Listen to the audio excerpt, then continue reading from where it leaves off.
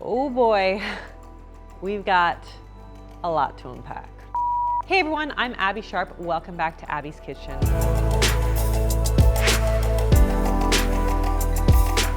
Since I've already been asked about this a lot, we're going to be discussing another heavily marketed by influencer supplement, the Sugar Bear Hair line of vitamins.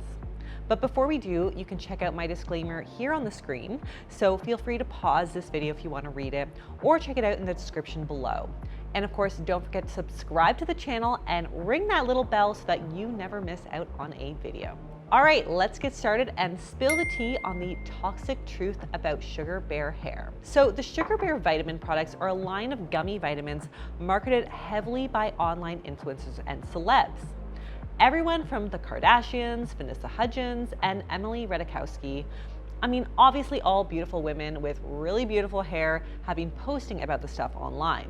And I'm pretty sure all the pictures I've seen feature that little blue gummy like seductively placed between the influencer's teeth, because I guess that's how we take our vitamins. But anyways, while the brand does offer a women's multivitamin and sleep formula, in an effort to be concise, today we'll be focusing on the one you've asked me about the most, which is the Sugar Bear hair. Now, at first glance, the website doesn't seem to contain any major suspicious claims other than the normal aggressive marketing expected when trying to get people to purchase a product. So let's just start by taking a look at some of the major general claims made about the product, taken straight off of their website. And I'll add in a few of my quick and dirty thoughts about each. First is that these vitamins do not contain any hormones, so it will not affect your facial or body hair. Well, that's good. But I'm not sure how they can suggest with absolute certainty that the product will make the hair on your head grow, but nowhere else. I'm not saying that this is going to cause you to grow a beard, but I'm also just pointing out that that should be maybe your first red flag, that maybe the product will also not make you grow a long, luscious mane either. Now, next is that there's no gelatin, no dairy, no gluten, and no side effects. So I'm not sure we can make such a bold statement about side effects about any supplement, even if these are just natural vitamins and minerals inside. This company has no idea what your baseline levels of these vitamins are, or how they may interact with any medication you're on, or any pre-existing health conditions that you may have. Next is that the gummies are easy to take and are gentle on your stomach. Fine. I mean, gummies are generally more easily tolerated than some of those like big horse pills for some people. And I don't see any iron in this, which is probably the most commonly cited source of digestive discomfort from a lot of vitamins. Though I will note that some people do find that vitamin C, zinc, and folate can be irritating in the gut in large amounts. So I don't think that we can say that this is gentle for everyone fully across the board. Next is that the vitamins work best taken for a minimum of 3 months, but best results are over 6 months. So first of all, I don't see any clinical research that would substantiate these claims about how long it takes to see results. There is a statistic on their website stating that 94% of customers see results after 3 months. However, we don't know how many people that's based on, or the research methods, or anything else about this stat. But second, that means a lot of dough. I mean, a month's worth of gummies will ring you in at $30 per bottle. So we're looking at $90 for 3 months of use and $180 for 6 months of use to maybe see some kind of hair results. For a lot of people, that's a lot of money to spend on a product that's debatably totally useless. But we'll get more into that very soon. Lastly, they state that results will vary from person to person, and it's recommended for people aged 13 and older, and anybody who's under 13 should ask a doctor before use. I mean, I definitely appreciate the disclaimer that results will vary between individuals, as supplements are often sold as like a one-size-fits-all kind of gimmick. But I would actually argue that it's really important for someone of any age to consult a healthcare professional before starting any kind of supplement regime. That suggestion should not be limited to, people who are under the age of 13. Just saying. All right, so now that we've discussed the product claims generally, I thought we would do more of a deep dive into the ingredients in these supplements, and of course, look at the science behind the claims as it relates to hair volume and growth. Let's start with the star ingredient in these vitamins, biotin. Now, let's get our facts straight here, folks. Biotin deficiency is associated with alopecia and hair loss as are a lot of different nutrient deficiencies. But a review of the literature on the use of biotin for hair growth suggested that unless you have an actual deficiency, which is most often linked to some sort of genetic or underlying health cause and really uncommon if you have a generally balanced diet, supplementing with more biotin isn't going to help your hair. Biotin is actually the only B vitamin that is actually produced in the body, and severe deficiency in healthy individuals eating a generally healthy, balanced diet is virtually non-existent. This is not a thing. Meanwhile, this supplement contains 17,000% of the recommended maximum daily dose of biotin. 17,000! And while biotin thankfully is a water-soluble vitamin and therefore you'll likely just pee out excess in the toilet, excess levels can potentially mess with blood test results, and that can result in misdiagnoses. So this is definitely why you want to take up your supplement regime with your doctor. So yeah, we could take a hard pass on that.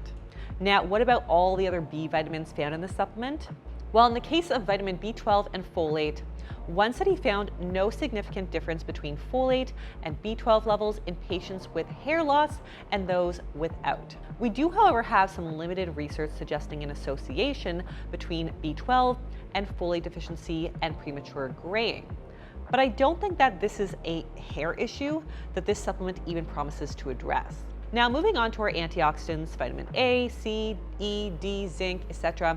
So first of all, it is true that getting adequate levels of antioxidants in the diet can help to fight free radicals involved with skin damage and may also play a role in slowing down age-related hair loss and graying. There was also one very small study involving a hair growth supplement containing vitamin C, iron, zinc, and biotin, which did seem to help improve some hair growth, but it's hard to draw conclusions from studies like these because the composition of these nutritional supplements are not disclosed. Another super small study found that vitamin C helped promote hair growth, but the author suggested that this was likely due to the vitamin C's role in increasing iron absorption, and that would help mitigate hair loss associated with iron deficiency. It's also true that vitamin C plays a role in helping the body develop collagen, and collagen is an important protein found in hair. But the research on collagen itself for hair is even very limited. One industry-funded randomized control trial found that 15 women with self-perceived thinning hair who were given a collagen supplement experienced subjective improvements in hair volume, scalp coverage, and thickness after 90 days. But again, not only is this evidence pretty weak on its own, but it's also assuming that vitamin C supplementation alone will yield similar outcomes. It's like saying that A, aka vitamin C, is important for C, healthy hair, when we really only know that B, collagen, is important for C, healthy hair. It's skipping a vital step here. Then there's vitamin A. Now, what's interesting about the website's specific call out that vitamin A increases sebum or oil production in the scalp is that research suggests that vitamin A supplementation may actually reduce sebum production and is therefore often used for the treatment of acne, for example. One study found that there was a 90% or greater reduction in sebum levels after 6 weeks of supplementation. That's pretty significant and really unusual considering that this piece of evidence completely negates the claims about vitamin A on the Sugar Bear Hair website. Not only is supplementation generally unnecessary because these nutrients are usually found in sufficient amount in a balanced diet, but in the case of vitamin A, studies suggest that over-supplementation can actually cause hair loss. So yeah, that's not what you want. As for the rest, well, the rationale for vitamin E is likely also based on deficiency symptoms where low levels of vitamin E have been linked to alopecia. Ditto for things like vitamin D and zinc. So what does this all mean? Well, here's the truth. Companies like Sugar Bear and so many other supplement companies rely on small truths or little bits of research exclusively found in vitro and then extrapolate this to make major claims about the human body, like growing beautiful thick hair. So for example, Sure, one of the physiological roles of vitamin B6 is for red blood cell formation, and increased blood flow is important for stimulating hair growth. But how does this play out in real life from taking a gummy supplement? And how much do you actually need to make an impact? Not to mention, 99.99999% of this alleged evidence is very clearly correlation-based and not causation.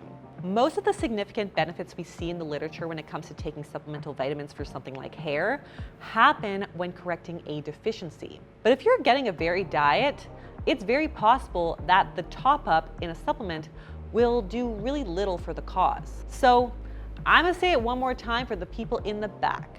If you're not deficient in these vitamins, you likely don't need to be taking more of these vitamins to help improve your hair. So how the heck can Sugar Bear get away with making some of these claims? Well, first of all, it says right on their website, and I quote, that the statements have not been evaluated by the Food and Drug Administration, the FDA. This product is not intended to diagnose, treat, cure, or prevent any disease. The views and nutritional advice expressed by Sugar Bear Hair are not intended to be a substitute for conventional medical service. If you have a severe medical condition, see your physician of choice. Individual results may vary. That statement there is actually not atypical, so that doesn't mean that this is a bad product at all.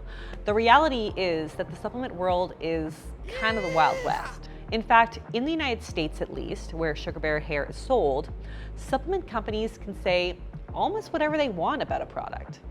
My RD colleague Rosie Schwartz actually reached out to the FDA to inquire about some of the evidence used to obtain marketing approval for supplements not unlike these.